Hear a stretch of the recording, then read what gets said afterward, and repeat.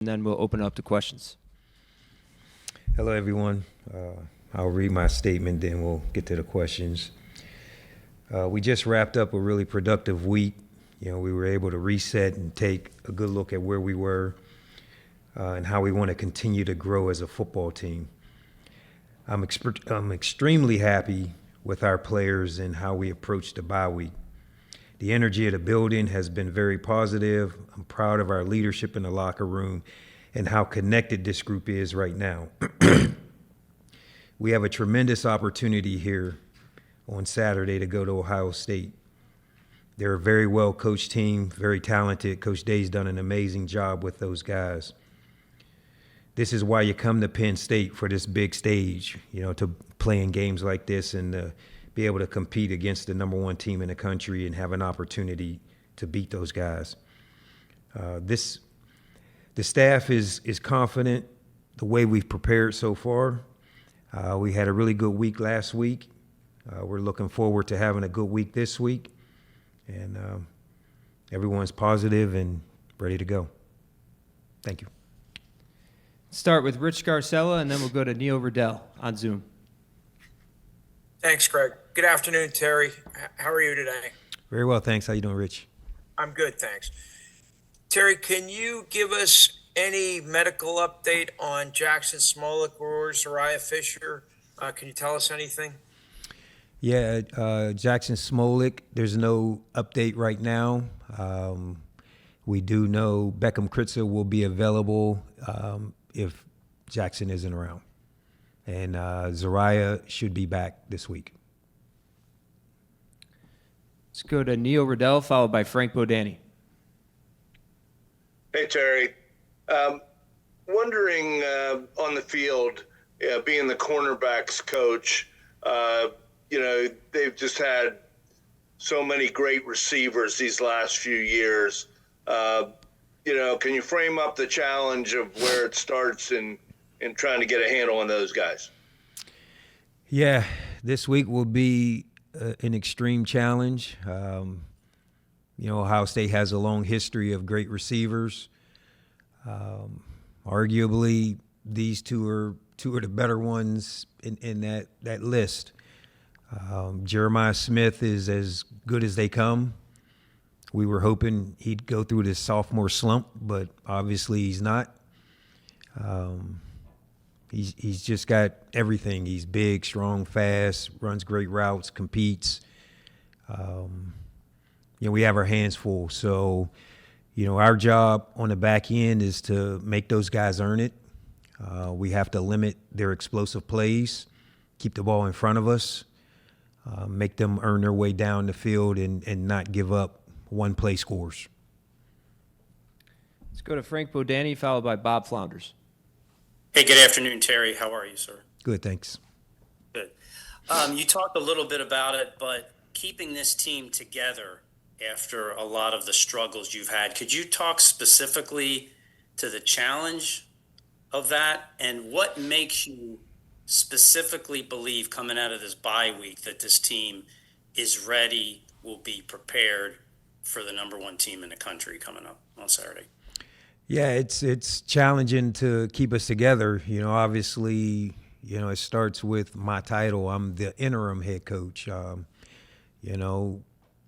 That could be portrayed as the substitute teacher. There's just someone that's different at the helm. Our routines are the same, but, I've tweaked the schedule slightly. We're going to do things a little bit different in the sense of how I would like to do it. And those guys in the locker room have bought into it. So each day we continue to get more camaraderie. Each day we get closer. Each day we continue to work harder. We have great leadership in the locker room. Even a guy like Drew Allar, has been around and been very, very present. He actually stopped in to see me this morning and asked how can he help support. And, we have that type of leadership. So the guys have been great. They've worked hard. We had a great bye week. They're buying into it. How do we go up and beat Ohio State, a number one team in the country? We have to do it together. We have to be as one. We cannot make mistakes. We have to be efficient with the football. The most important thing we have to do is be able to run the football. We have to outrush Ohio State to have a chance. Obviously, their defense is elite. They're number one defense in the country. They've got a lot of elite talent. They're big up front. They're fast in the middle, and they can cover on the back end. So, we have to be creative on offense to run the football, get Katron Allen going again. We have to find a way to get Nick Singleton going because we're going to need those two guys. They're our two best offensive weapons. And we just got to continue to play mistake-free football. And then when we need to make a play, we have to be able to come up with some type of scheme to make a play. Let's go to Bob Flounders, followed by Mark Wogenrich. Hi, Terry. Good to talk with you today. Hey, Bob. Terry, you talked about the need to run the football against Ohio State. You're able to run the football at Iowa. It just didn't work out. I wanted to ask you about two of your offensive linemen and kind of their status. You didn't have Venga at left guard against the Hawkeyes. Do you have an update on him? And also, where is maybe Cooper Cousins, a second-year guy who at the start of the year was going to be, I think you guys considered him almost like a starter. Where is he, and maybe with his health and moving forward with that? Yeah, both of those guys will be available this week. We're looking forward to getting those guys back out there. That's where it is. Let's go to Mark Wogenrich, followed by Mike Gross. Hey, Terry, just going back to the quarterback a little bit, what's the next step now after start one for Ethan Grunkemeyer? And what can you expect from Beckham Kritza at this point in the season? Yeah, Grunk, the next step for him is, obviously we got to put him in position to succeed. We can't ask him to go out there and, throw the ball 45 times and be effective and win that way. We've got to create the run game and, have some pass plays off the run game.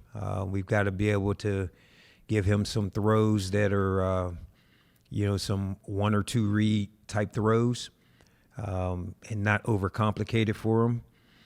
Beckham Kritza, he's coming off of an injury. He's available this week. If he had the opportunity to go into the game, the game plan would be very similar. We'd have to keep it simple for him to have success and, not demand a lot from him. And the other guys have to step up. The offensive line is a veteran crew. We're led by those guys, so we have to run the football and, continue to focus on Katron Allen. Our last question from Zoom is Mike Gross. Good afternoon, Terry. How are you? Good, thanks, Mike.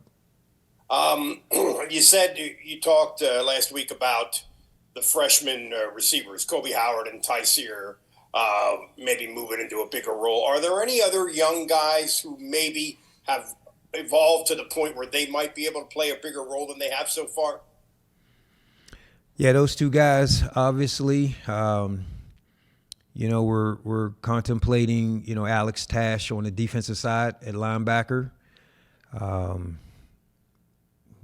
Maybe a kid like Jamir Joseph, the back end at nickel.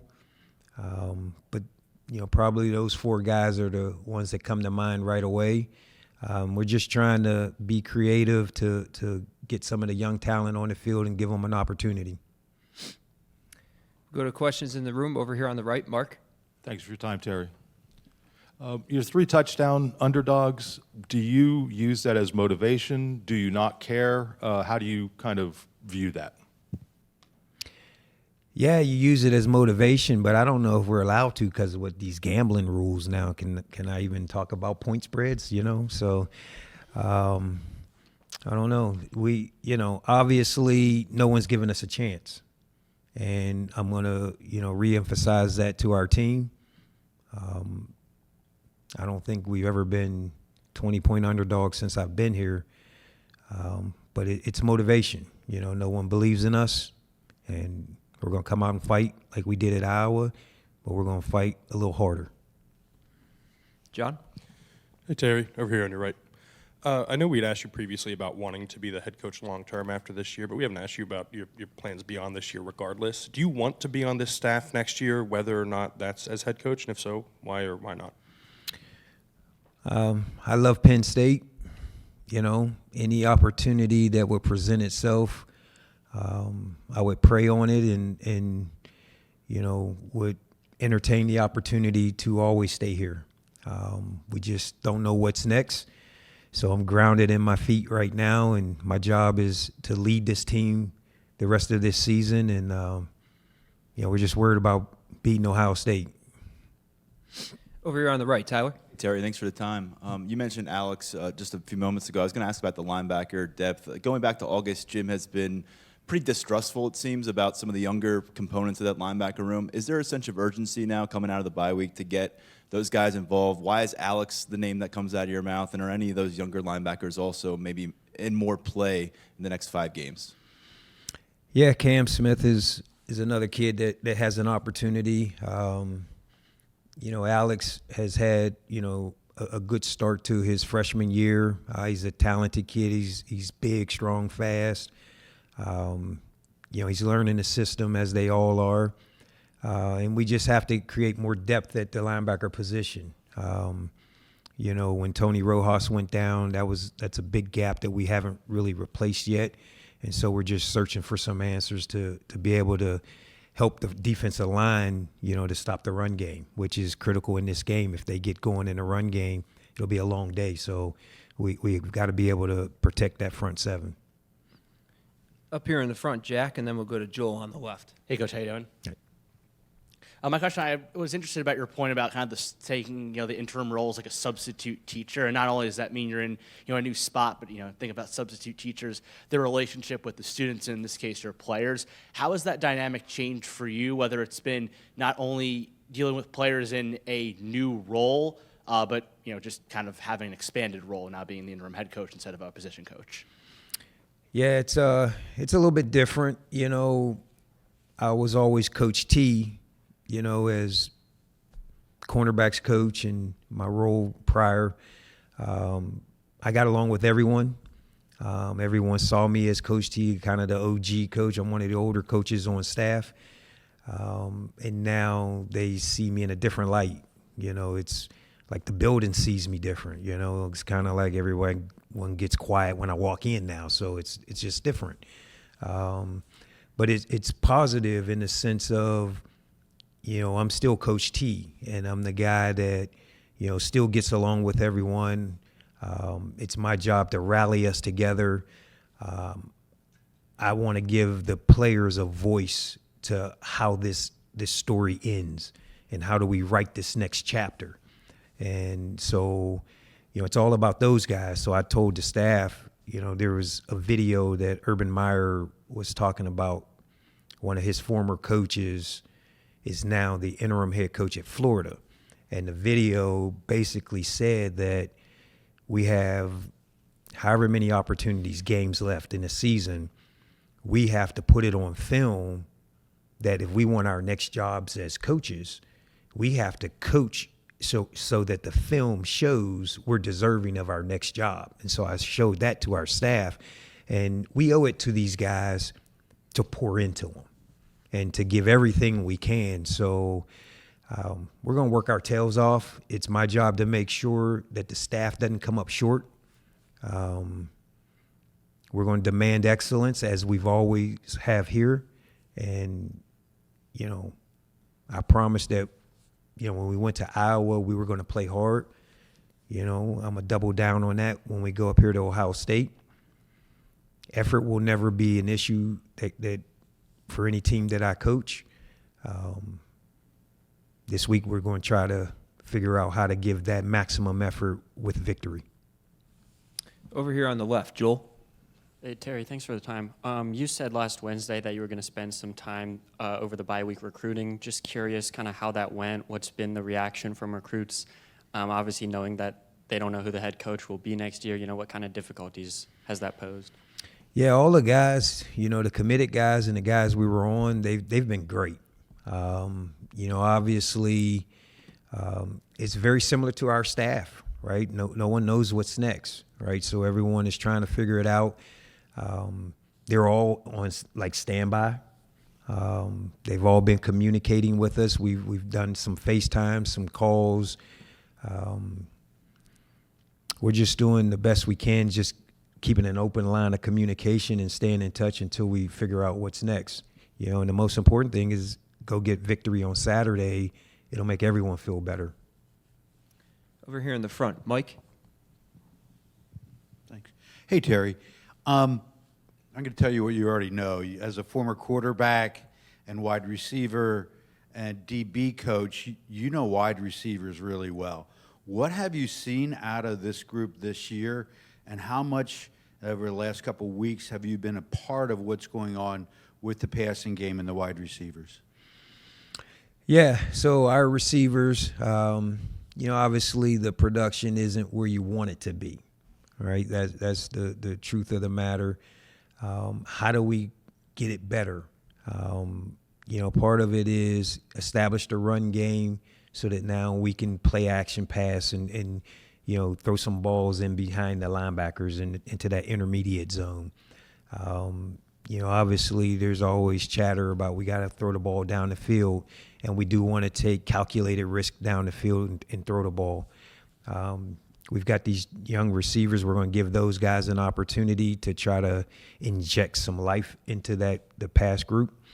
Ethan Grunkemeyer, new quarterback at the helm.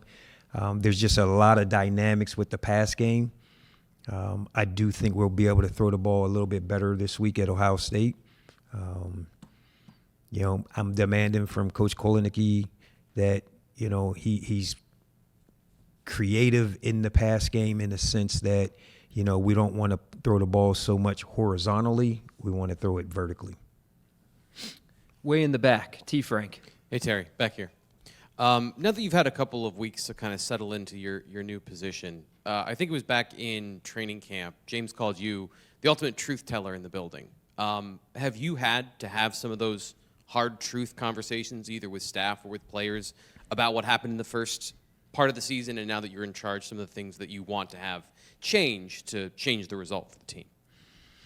Yeah, I am known in the building as the truth teller, and you guys probably can tell because I tell you the truth as well. Yeah, we've had some tough conversations. It's just the only way I'm built. I would want to know if I was falling short so that I can fix it.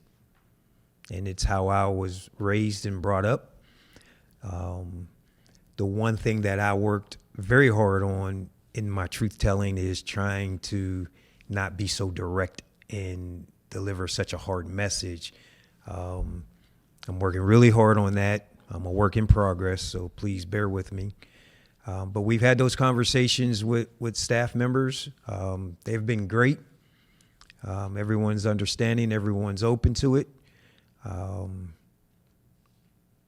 We're going to continue to work and push forward in no sense and just try and figure out how to get to victory. So, tough conversations are a part of our business, and they're necessary, though.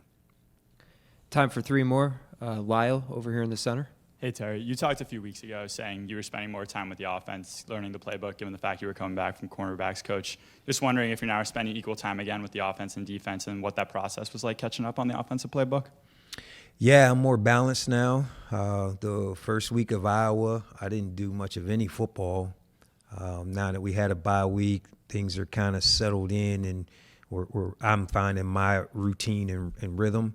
I'm able to sit in with the offensive coaching staff and the defensive coaching staff and kind of getting a better understanding of what our expectations are for both sides, and just talking with the coordinators as well. So things are getting better for me personally. I think both units continue to get better. I think defensively, we have to get critical stops. That's been our challenge is, can we get those fourth quarter stops? And then offensively, the same is moving the ball when we need to move the ball, and then converting, right, on third, fourth down conversions, scoring touchdowns, not field goals. So I feel good that we're working toward those goals. Over here on the right, John. Hey, Terry, I want to go back to the two quarterback stuff. What made you guys make that a key factor to the offense again? Was it Drew getting hurt? Was it just the coaching staff change? And even if Jackson is out moving forward, will you still stick with the two quarterbacks? Yeah, the two quarterback, came up, the offensive staff and myself, we were in discussion. We thought it would be something more for the opponent to prepare for. We felt like it was successful in, how it went down. Going forward, we want to be multiple. We want to be creative. We want to find different ways to make teams prepare for us and get the ball to our guys in space. So, it's still an option and open on the table. Last question over here on the right, Tyler. Thanks again, Terry. You mentioned just a few minutes ago that you're demanding Coach Kotelnicki regarding that throwing the ball downfield a little bit more with effectiveness. What has that back and forth been like with Andy? I'd imagine you've had plenty of interactions in the building over the last couple of years, but not where you're the head coach making a demand. So how has he responded to that, and what was your emphasis? He's been awesome. There's not been any challenging or anything like that, and maybe demanding is probably not the right word. When I go to him, I'm saying, hey, listen, this is what I'm thinking, and he's like, yeah, you know what, I was thinking the same thing, and we're on the same page. We're thinking alike. In this profession, when you lose 4 games in a row, we're all humble. We're all trying to find the problem and find the solution, and we're just working toward that and trying to figure out what's the best thing for us to move forward. And Coach K's been awesome with that. Thanks, Terry.